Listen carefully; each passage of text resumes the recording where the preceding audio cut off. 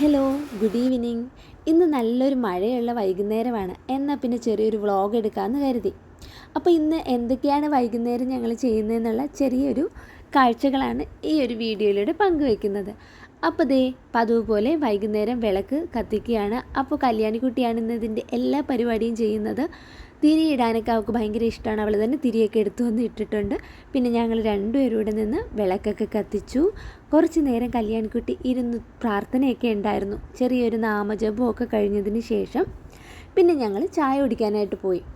സാധാരണ വൈകുന്നേരത്ത് ഞാൻ ഇങ്ങനെ പാൽ ഒഴിച്ച് ചായ കുടിക്കുന്നതല്ല. പക്ഷേ ഇന്ന് അമ്മ ഇവിടെ ഇല്ലാത്ത കാരണം പാലൊക്കെ ഉണ്ട്, വെറുതെ വേസ്റ്റാക്കി കളയണ്ടല്ലോ എന്ന് വെച്ചിട്ട് 3 പേർക്കുമായിട്ട് അങ്ങിട്ടു. ഇനി എനിക്ക് മാത്രം പ്രത്യേകം ചായ ഇടാൻ എനിക്ക് വയ്യാത്ത കാരണം 3 പേർ കൂടെ ഒരേപോലെ തന്നെ ചായയൊക്കെ ഇട്ടു.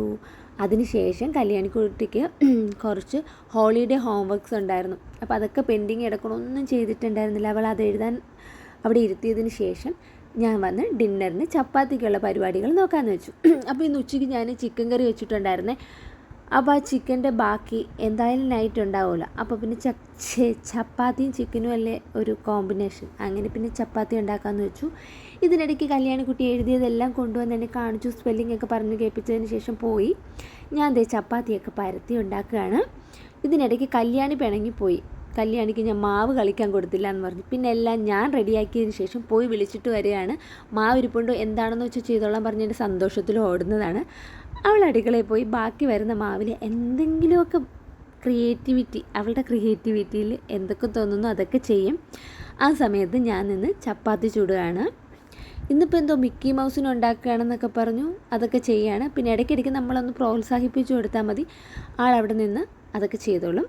അപ്പോൾ എൻ്റെ ചിക്കൻ കറി ഒന്നുകൂടെ ചൂടാക്കി ചപ്പാത്തിയെല്ലാം ചുട്ടെടുത്തു. അച്ഛനും മോൾക്കും മാത്രമേ ചപ്പാത്തി ഉണ്ടാക്കുന്നുള്ളൂ. എനിക്ക് ചോറ് ഇരിപ്പുണ്ടായിരുന്നു. അങ്ങനെ ചപ്പാത്തി എല്ലാം റെഡി ആയതിന് ശേഷം എല്ലാം ഞാൻ സെർവ് ചെയ്യാനായിട്ട് ഓരോ പ്ലേറ്റിലോട്ടായിട്ട് മാറ്റുകയാണ്. ഈ സമയത്ത് വിഷ്ണു അടുക്കളയിൽ വന്ന് ഒരു മാങ്ങയൊക്കെ ചെത്തിയിട്ട് പോയിട്ടുണ്ടായിരുന്നു. അപ്പോൾ പിന്നെ എല്ലാം ആയിട്ട് നമുക്ക് 3 പേർ കൂടെ പോയിരുന്ന് കഴിക്കാമെന്ന് പറഞ്ഞ് ഞങ്ങൾ 3 പേരും ഫുഡ് കഴിക്കുകയാണ്. ഫുഡ് കഴിച്ചതിനെക്കാട്ടിലും മെനക്കേടെ പണിയാണ് ഈ പാത്രങ്ങളൊക്കെ കഴുകിയെടുക്കുക എന്നുള്ളത്. അങ്ങനെ ഞങ്ങൾ 3 പേരും കൂടെ ഹാപ്പിയായിട്ട് ഒരു സിനിമയൊക്കെ കണ്ട് ഇരുന്ന് ഫുഡൊക്കെ കഴിച്ചു. ശേഷം എനിക്കിഷ്ടമല്ലാത്ത ഈ പാത്രം കഴുകൽ പണിയിലേക്ക് കടന്നു. പിന്നെ ഉറങ്ങാനുള്ള ടൈമായല്ലോ. പിന്നെ കല്യാണി കുളിപ്പിക്കാതെ ഉറക്കാൻ പറ്റത്തില്ല. അതുകൊണ്ട് ഒന്ന് മേലൊക്കെ കഴിച്ചു.